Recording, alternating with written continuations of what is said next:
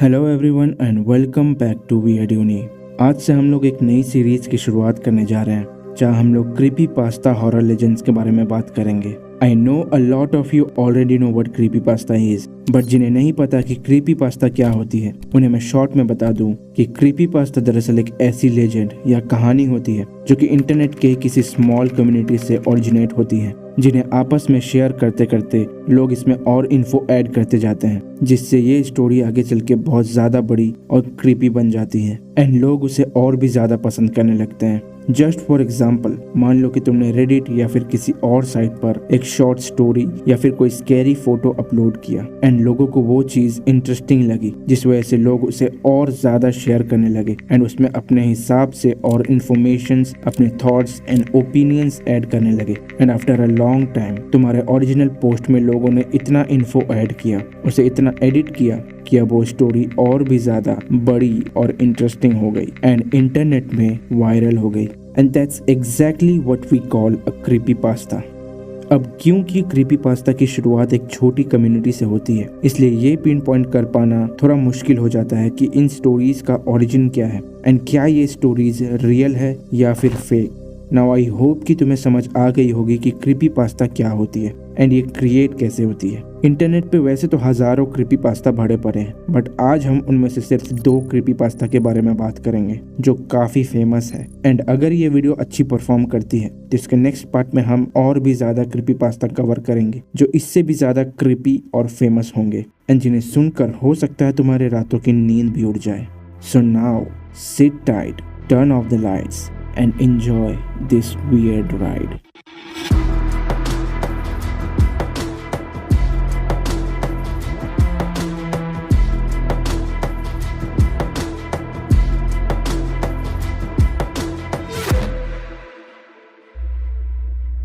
So first story पे आने से पहले मैं तुम्हें बता दूं कि इस सीरीज का असली मजा तुम्हें तभी आएगा जब तुम इसमें बताए हर एक स्टोरी के बारे में अच्छे से सोचो, उसे फील करो एंड उसके मेन कैरेक्टर की जगह खुद को इमेजिन करो। एंड अगर तुमने ये चीज कर ली then trust me, you are in for a treat.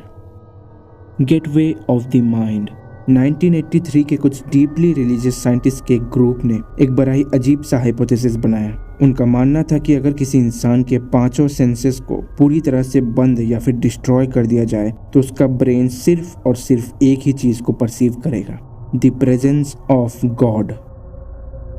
मगर ये सब बस उन लोगों की एक थियरी थी, बट अब उन्हें ये प्रूव करना था, जिसके लिए उन लोगों ने एक बहुत ही रेडिकल एक्सपेरिमेंट कंडक्ट करा जिसका मेन गोल था गॉड से बात करना एंड ये प्रूव करना कि गॉड एग्जिस्ट करते हैं और अगर कोई इंसान बाहरी दुनिया से फुल्ली डिस्कनेक्ट हो जाए तो वो गॉड के साथ कनेक्ट कर सकता है, उनसे बात कर सकता है। इस एक्सपेरिमेंट के लिए उन्हें एक टेस्ट सब्जेक्ट की जरूरत थी एंड बहुत ढूंढने के बाद उन्हें एक ओल्ड मैन मिला जिसके पास खोने के लिए कुछ भी नहीं था एंड वो इकलौता इंसान था जिसने इस एक्सपेरिमेंट के लिए वॉलंटियर किया था।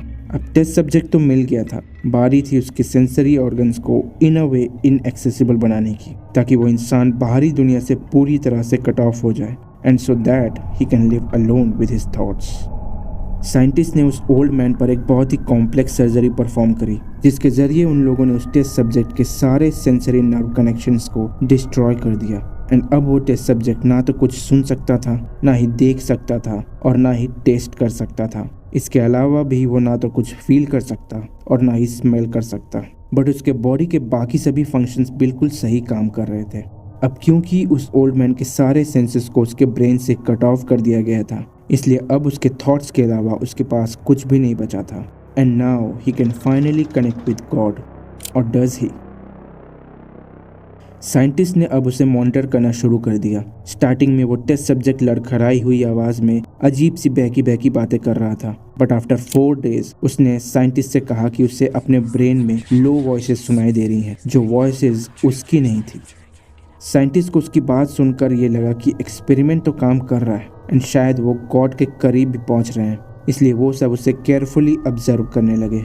इस इंसिडेंट के 2 दिन बाद सब्जेक्ट रोने लगा और कहने लगा कि उसे उसकी डेड वाइफ की आवाज़ें सुनाई दे रही हैं and the weird part is कि वो अपनी डेड वाइफ से बात भी कर पा रहा था।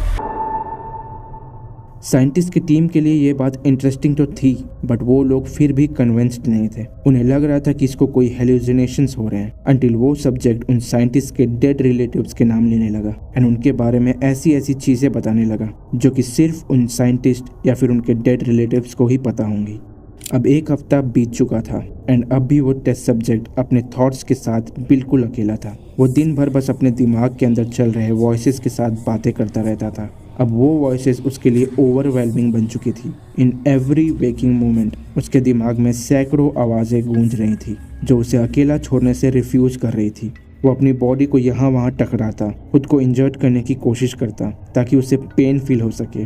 उसे लग रहा था कि शायद इसी बहाने उसके दिमाग में चल रहे वॉइसेस उसका पीछा छोड़ देंगे, मगर वो ये भूल चुका था कि उसके सारे सेंसेस तो डिस्ट्रॉय कर दिए गए थे। सिचुएशन इतनी खराब हो गई थी कि वो सब्जेक्ट साइंटिस्ट से लिटरली भीख मांगने लगा था कि वो उसे किसी भी तरह ठीक कर दे, बट उन साइंटिस्ट ने ऐसा कुछ भी नहीं किया एंड उसे उसके हालत में और 3 दिन के लिए छोड़ दिया।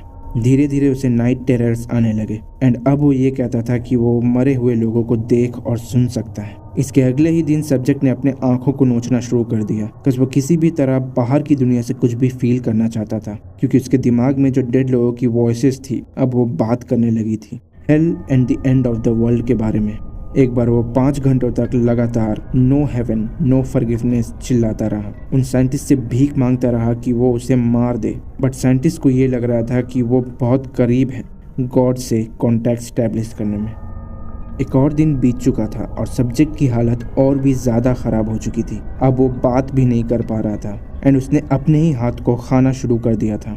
ये देखकर साइंटिस्ट ने बड़ी ही मुश्किल से उसे रोका और एक टेबल पर बांध दिया so that he could not kill himself. कुछ घंटों तक बंधे रहने के बाद सब्जेक्ट ने स्ट्रगल करना और चिल्लाना बिल्कुल बंद कर दिया। वो बस सीलिंग की तरफ देखे जा रहा था और उसकी आंखों से कंटिन्यूअस आंसू गिर रहे थे। अगले 2 हफ्तों तक वो बस ऐसे ही पड़ा रहा, सीलिंग को स्टेयर करते हुए। इस पूरे टाइम वो कंटिन्यूअसली रोता रहता था और उसके आंखों से आंसू गिरते रहते थे। साइंटिस्ट को हर रोज उसे जबरदस्ती खाना खिलाना पड़ रहा था और उसे मैनुअली रिहाइड्रेट करना पड़ रहा था because of his continuous crying. ऐसे ही एक दिन जब एक साइंटिस्ट उसे रिहाइड्रेट करने उसके रूम में गया तब उस सब्जेक्ट ने अपना सर घुमाया और उस पर्सन को ऐसे देखा जैसे वो उसे देख पा रहा हो। उस सब्जेक्ट ने उससे सीधा आई कांटेक्ट किया और धीमी आवाज में कहा, I have spoken with God and he has abandoned us.